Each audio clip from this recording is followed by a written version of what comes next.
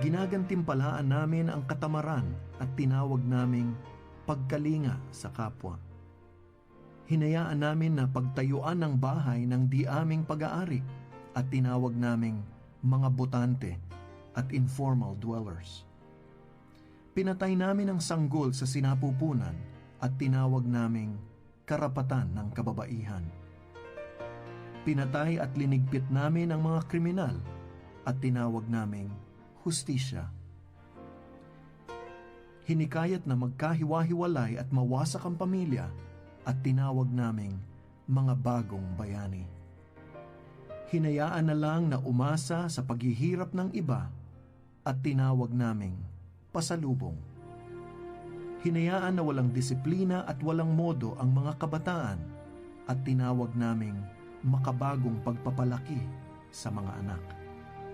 Inabuso namin ang kapangyarihan at tinawag naming politika at pamamahala. Ninakaw namin ang salapi ng mamamayan at tinawag naming progresibong ekonomiya. Pinagnanasahan namin ang pag-aari ng aming kapwa at tinawag naming ambisyon sa buhay. Sinira namin ang kalikasan at tinawag naming kabuhayan. Dinungisan namin ang aming paligid ng kalaswaan, kahalayan at kababuyan ng laman at tinawag naming kalayaan ng pagpapahayag ng damdamin. Pinagtatawanan namin ang karunungan ng aming mga ninuno at tinawag naming mga makabagong kaisipan. Siyasatin mo kami, O Diyos, at alamin mo ang aming puso. Subukin mo kami at alamin mo ang aming mga pag-iisip. At tignan mo kung may anumang lakad ng kasamaan sa amin at patnubayan mo kami sa daang walang hanggan. Linisin mo ang bawat pagkakasala at kami palayain mo. Gabayan at pagpalain mo po ang mga kalalakihan at kababaihang hinalal ng bayang Pilipino na inyong itinalaga na pamunuan at pagyamanin ang dakilang bansang Pilipinas. Bigyan niyo po sila ng karunungan at kalakasang mamuno, manindigan. Nagagamot ba ang HIV? Walang gamot ang HIV, pero pwede itong i-manage kaya't maaring mabuhay ng malusog at mahaba. Post-exposure prophylaxis o PEP. Ito naman ay para sa mga posibleng na-expose sa HIV.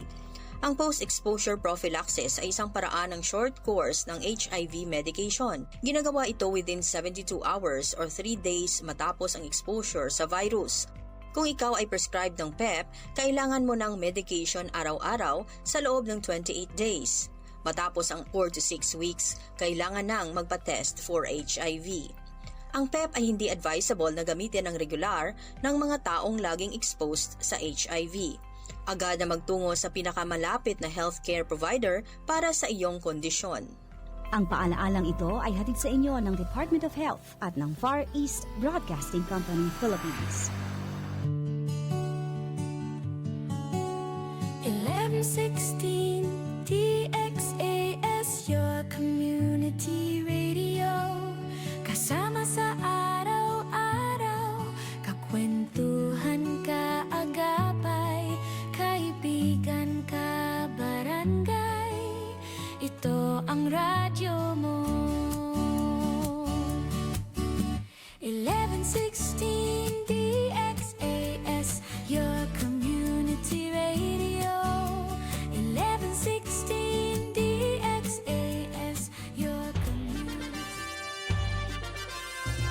Kayo ay nakikinig sa 1116 DXAS, your community radio, kasapi sa kapisanan ng mga broadcaster ng Pilipinas.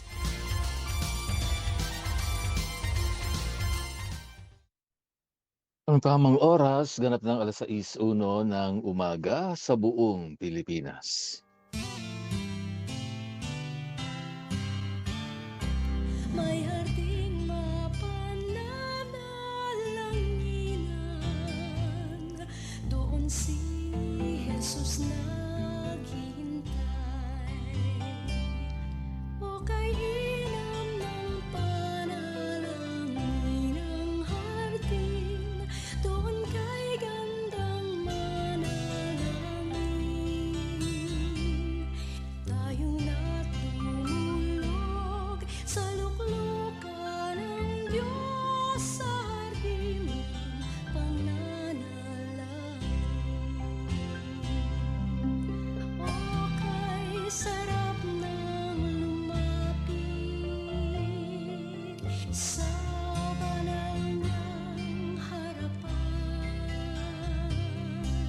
Magandang umaga po sa iyo, kapatid. Isang napakapayapang simula po ng araw sa ating lahat. Saan ka man naroroon ngayon, marahil ay yung iba bumabiyahe na nakikinig sa ating live stream sa FB. Siguro yung iba kasalukuyang nagkakape na o naghahanda na para sa trabaho nila ngayong umaga. Kasama po ninyong muli ang inyong lingkod, Pastor Eman Aquino, para sa isa na namang edisyon ng ating pagsasama-sama dito sa programang Hardin ng Panalangin. Kumusta ka HNP? Alam kong marami sa atin ang may bitbit na kanya-kanyang challenge paggising pa lang. No? Marami tayong inaalala. Pero bago ka lamunin ng worries ng mundong ito, subukan mo munang huminga ng malalim. Inhale, exhale. At magpasalamat muna tayo sa Diyos dahil ang katotohanan na nagising ka ngayong umaga ay patunay na hindi pa tapos ang Diyos sa buhay mo.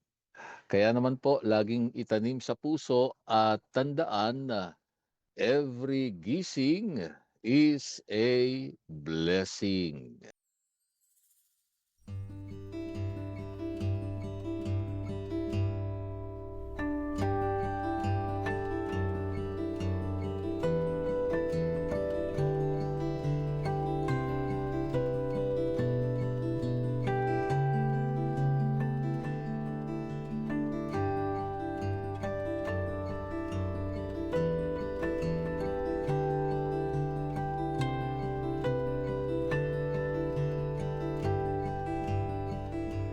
Ngayong day 10 ng ating serye, ang ating pagbubulayan ay pinamagatan nating The Storm with a Purpose. No? Ang bagyong may layunin.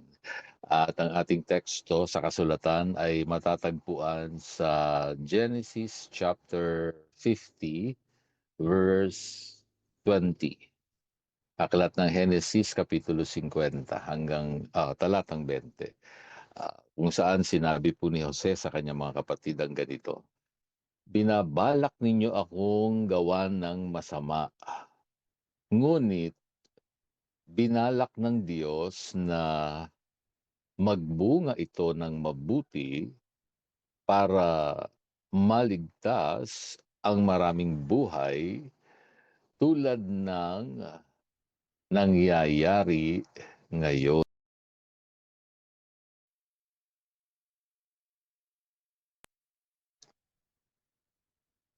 Para malaman o maunawaan po natin itong context ng ating binasang talata, si Jose ay dumanas po ng grabing family drama, no, at injustice na rin.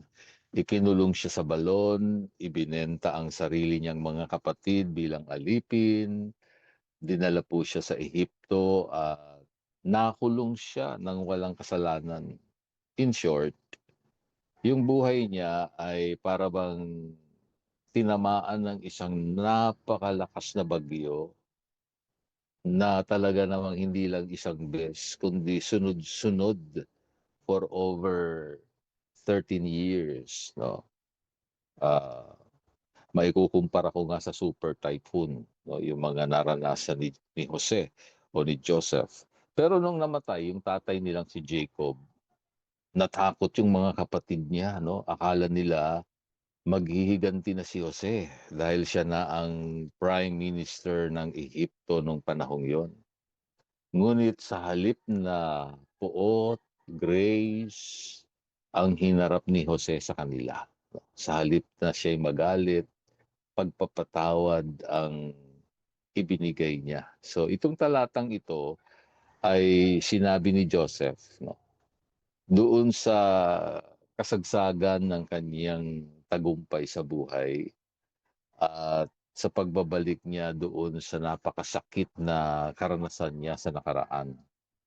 So ito'y napakagandang tingnan mga ka-HNP. Napakalinaw ng mensahe na nais nating ibahagi sa inyo ngayong umaga.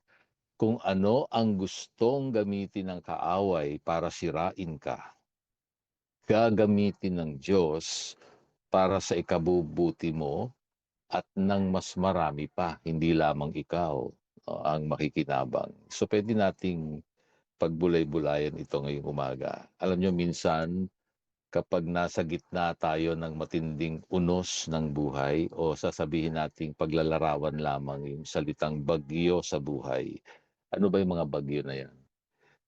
Pwedeng number one, financial crisis, or sirang relasyon sa pamilya, o kaya ay sakit, karamdaman na hanggang ngayon ay dinadala pa rin natin. Tinatanong natin ang Lord, sasabihin natin, Lord, bakit mo ito pinayagan? Kung minsan gano'n ang nagiging tanong ng marami. Napagkakamalan natin na yung atake ng kaaway sa atin ay abandonment ng Diyos, para bang iniiwanan ka na ng Panginoon kapag ikaw ay humaharap sa matitinding bagyo ng buhay. Pero dito sa kwento po ni Joseph, nakita natin ang tinatawag na divine redirection. Divine redirection. Maganda hong pagbulay-bulayan ito sa ating buhay. Alam nyo, maraming beses sa ating pagharap sa mga pagsubok sa ating pananampalataya, nag-iiba agad yung isipan ng marami sa atin. Pero dito, malinaw sa kwento na ang plano ng kaaway ay patayin yung pangarap ni Jose. Pero ang plot twist ng Diyos sa kwento, ginamit niya ang mismong kasamaan na yon para iposisyon si Jose sa palasyo. Hindi pinigilan ng Diyos ang bagyo. Kung minsan, ganun agad ang ating gustong gawin ng Diyos para sa atin, pag tayo nagpe-pray. Itigil mo na to, Panginoon. Ganun kaagad. Pero alam nyo, may mga pagkakataon, katulad ditong kwentong ating binabasa, hindi po pinipigilan ng Diyos ang bagyo. Binigyan niya ng layunin ang bagyo. So, ang bagyong may layunin, yan yung ating titulo. Hindi po hinahangad ng Diyos na malunod sa bagyo o sa baha si Joseph. It was meant to develop him so he could save nations from famine. Nakikita ng Diyos yung mangyayari sa hinaharap. At yung layunin niya sa likuran ng bagyong dumarating sa buhay ni Joseph, kahit sunod-sunod pa yan sa loob na 13 taong mahigit, may layunin siyang napakaganda sa bandang dulo. Kapatid, kung may bagyo ka man ngayon, hindi yan dinala ng Diyos para sirain ka. Yun yung isang malinaw na nakikita natin. Pinahintulutan niya ng Diyos dahil may mas malaking kabutihan na ipapanganak mula sa iyong pagsubok. May magandang ginagawa ang Diyos. Huwag po natin kakalimutan yan. Naalala ko tuloy yung kwento ng isang kilalang local baker, ito si Mang Tomas. Noong kasagsagan ng isang malakas na bagyo, ilang taon na po yung nakakaraan, binaha po yung kanyang maliit na panaderya. Nakakalungkot na pangyayari ito. Nalunod yung mga mamahaling sako ng harina, nasira ang mga oven, at halos maubos yung kanyang naipon. Iyak ng iyak si Mang Tomas. Sabi niya, Lord, bakit po? Ito na nga lang ang kabuhayan ko para sa pamilya ko. Sinira pa ng bagyo. Desperado na siya at gusto nang sumuko sa buhay.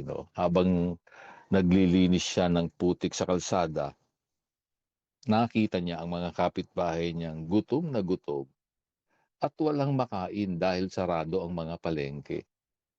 Kahit basang-basa at may natitira pang kaunting undamaged ingredients, nagdesisyon si Mang Tomas, nagpasya siya, ginamit niya yung lumang diuling na pugon sa likod bahay at nag-bake siya ng mga simpleng pandesal. Ngayon, ipinamigay niya ito ng libre sa mga nasalanta. doon nagsimula ang pagbabago sa kanyang buhay. Ang kanyang simpleng pagtulong ay napansin ng isang malaking foundation hanggang sa binigyan siya ng tulong para makabangon. At ngayon, ang panadirian ni Mang Tomas ay hindi na lang negosyo. Ito na yung official na partner ng komunidad sa tuwing may relief operations. Kung ano yung akala ni Mang Tomas na sisira sa kanya, ang bagyo na napakalakas, iyon pa ang naging daan para lumawak yung kanyang misyon at pagpapala sa mas maraming tao. Kaya naman mga ka-HNP, narito yung challenge ko sa inyo ngayong umaga. Sa araw na ito, huwag kang tumitig sa lakas ng bagyo kahit super typhoon pa yung dumarating o anuman yung napakalaking problema na kinakaharap mo ngayon. Tumitig ka sa layunin ng Diyos. Ano ba ang nais niyang gawin sa buhay mo? At mag-focus ka doon. Kung ikaw ay dumaranas ng pagsubok ngayon, don't waste your pain. Huwag mong sayangin yung panahon, yung oras na ikaw ay nanlulumo, nalulungkot. Okay lang naman makaramdam tayo ng ganyan, pero huwag kang magtagal dyan sa lugar na yan. Gamitin mo yung karanasan para maging lakas at inspirasyon ka sa iba. Well, kung ikaw naman ay pinagpala na at nakalampas ka na sa bagyo, be a Joseph to someone else. Magbaba ka ng tulong sa mga kasalukuyang binabagyo ang buhay. Tandaan mo, God is formatting your pain into a platform of His faithfulness. Ako po muli ang inyong hardinero, Pastor Eman Aquino, na nagpapaalala dito sa Hardin ng Panalangin, ang bawat luhang itinatanim ay aanihin bilang kagalakan.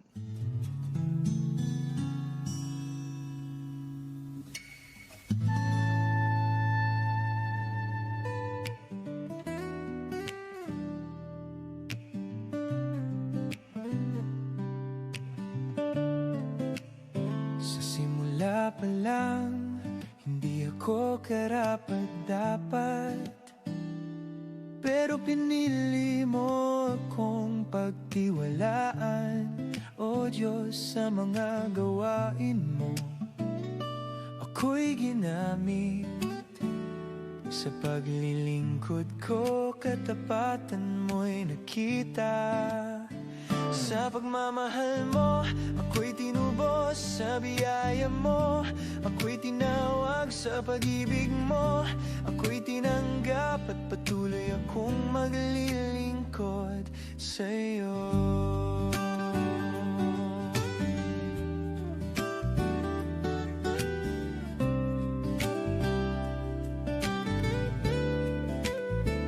Pinagkatiwalaan mo, O Diyos, sa kabila ng aking mga kahinaan, ginamit mo ako upang magpatotoo ng iyong kapangyarihan at biyaya. Sa hirap at ginhawa, ikaw ang sandigan sa mga pagsubok. Ikaw ang lakas sa mga laban. Ikaw ang tagumpay sa mga pangarap. Ikaw ang gabay. Ikaw ang aking Panginoon. Kahit saan ako ay iyong dalhin, ikaw lang ang susundin hanggang sa huli.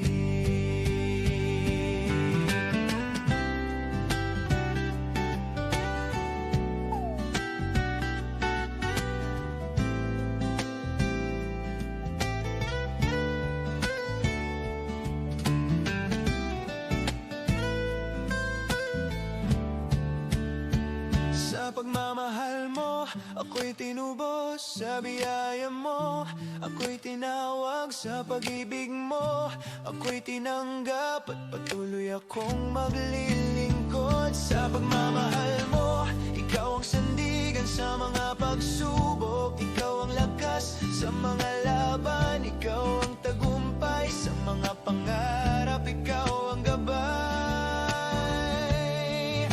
Ikaw ang simula ngayon at wakas ng buhay ko.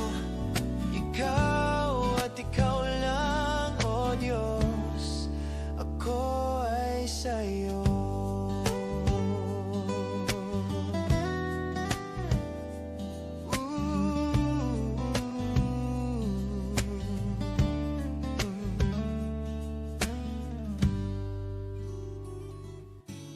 Halina't makiisa at makibahagi sa ating pagdulog sa Diyos para sa ating minamahal na bansang Pilipinas.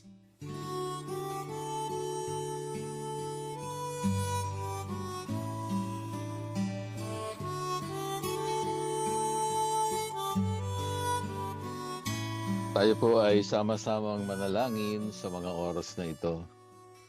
Mapagpalang Ama na nasa langit, lumalapit po kami sa iyo ngayon bilang isang pamilya. Maraming salamat po dahil ikaw ang may-ari ng aming bansa at ng aming buhay. Sinasabi po namin sa iyo ang lahat ng laman ng aming puso ngayon. Nakikita mo po, Panginoon, ang mga mabibigat na problema ng Pilipinas. Ang hirap ng buhay, ang mga awayan at ang mga nag-aalalang puso dahil sa mga balita araw-araw. Humihingi po kami ng tulong sa iyo. Huwag mo pong hayaan na mapuno kami ng takot. Turuan niyo po ang bawat isa sa amin na maging mabait at tumulong sa aming kapwa. Ipinagpipray din po namin yung aming mga pinuno sa pamahalaan mula sa Pangulo hanggang sa mga opisyal sa aming mga barangay. Bigyan niyo po sila ng sapat na talino para makagawa ng mga tamang desisyon, lalo na po para sa mga mahihirap na lubhang nangangailangan. Tulungan niyo po silang maging tapat sa kanilang tungkulin at ilayo mo sila sa anumang uri ng korupsyon o pansariling interes. Nawa ay magkaisa po silang lahat para sa kabutihan ng bayan. Gisingin niyo po ang pagmamahal sa bansa, sa puso ng bawat Pilipino. Tulungan niyo po kaming maging bahagi ng solusyon at hindi ng problema. Naniniwala po kami na sa kabila ng lahat ng dilim, lahat ng gulo at problema ang kinakaharap namin ngayon, ang iyong liwanag ang magbabago at magpapala sa aming bansa. Itinataas ko rin ang ilan sa aming mga tagapakinig ngayong umaga. Pagpalain mo si Gemma Bravo sa kanyang kalusugan, sa spiritual na buhay nila ng kanyang pamilya at ng kanyang mga kaibigan. Kakatagpuin niyo po sila. Si Ate Gloria Lim de la Cruz, salamat sa kanyang buhay. Patuloy mo siyang pagpalain. Ingatan niyo po sila kasama ng kanyang mga anak, si Gilbert, si Gail, si Gladys, si Gary, at maging si Grace, aking idinadalangin, Panginoon. Bigyang lakas niyo po siya sa araw-araw. Salamat po, Panginoon, na maging sa mga oras na ito ang Espiritu Family, si Kuya Boy, si Ate Feli, patuloy na nasa pag-iingat niyo po sila. Ilayo mo sila sa anumang kapahamakan, Panginoon. Uuwi sila ng Paite, Laguna. Dalangin ko ang provision niyo po sa kanila, Panginoong Diyos. Kasama na rin si Renato, si Daisy sa Madridejos family, si Rebecca at si Noel, at si Merarile. Patuloy na ingatan niyo po sila sa araw na ito, Panginoon. Salamat po sa pagbibigay mo ng lakas kay Ate Baby Adriano sa kanyang tuhod at kay Anvil.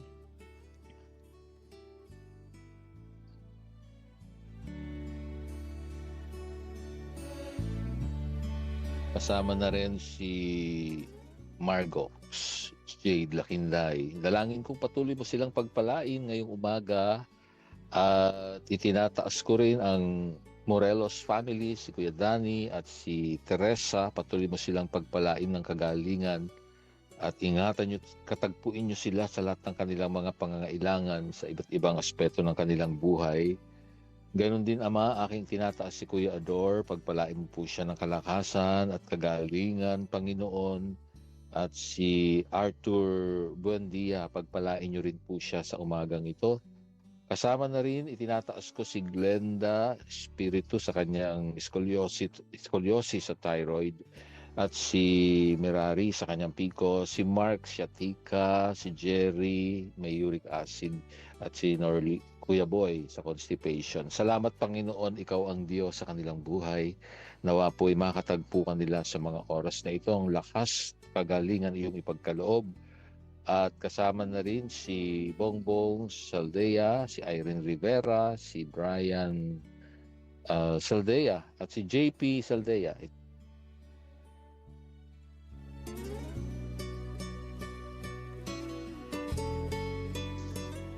Katagpuin, Panginoon, sa mga oras pong ito. Pagpalain niyo po si Matthew Saldea. Pagpalain niyo po ang buhay niya. At maging si Nona Belen. Tulungan mo siya makarecover. Dalangin kong patuloy mo siyang hipuin sa mga oras na ito. Kasama ang kanyang buong pamilya, kinataas ko po. At si Nanay Isabel Hugilon, kasama ang buong pamilya, nilalapit po namin sa iyo. Si Elsa Senon, si Vicenta Tolentino, at kasama kanilang mga pamilya, Panginoon, inilalapit po namin sa iyo. Salamat po sa pangangalaga mo rin kay Joseph Ramos, kasama ng kanyang mga kapatid, at si Tideng Mangundayaw. Nilalapit ko rin si Kuya Leo Abesamis, pagpalain mong patuloy ang kanyang buhay. Ganon din si Myring Beltran, salamat po, at maging si Elvi Santos, at si Beth Miranda. Maraming salamat, Panginoon, sa buhay ng bawat isa. Dalangin kong patuloy kanilang maranasan ang iyong kabutihan, ang iyong katapatan na hindi nagbabago sa anumang sitwasyon ng buhay. Purihin po kayo, lahat po ng ito ay itinataas namin sa pangalan lamang ni Jesus. Amen.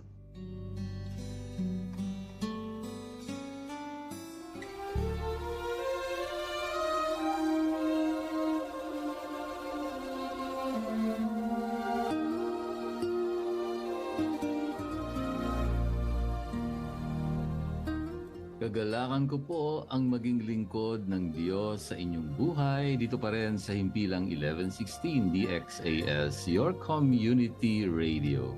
Isa lamang po kami sa mga himpilan ng FEBC Philippines, kasapi ng kapisanan ng mga broadcaster ng Pilipinas. Kung nangangailangan po kayo ng panalangin at pagbisita sa inyong bahay, maaari nyo pong ipadala ang inyong mensahe sa mobile number 0917-125-8201.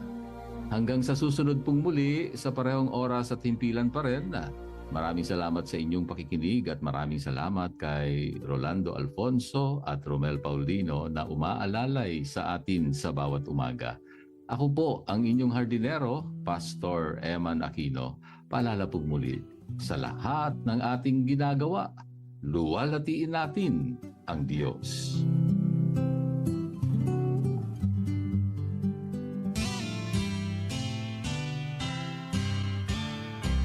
May harding mapananalanginan, doon si Jesus naghihintay. O kay inam ng panalangin ng hardin, doon kay gandang manalangin. Tayong natutulog sa luklukan ng Diyos sa hardin ng pananalangin. O kay sarap ng lumapit sa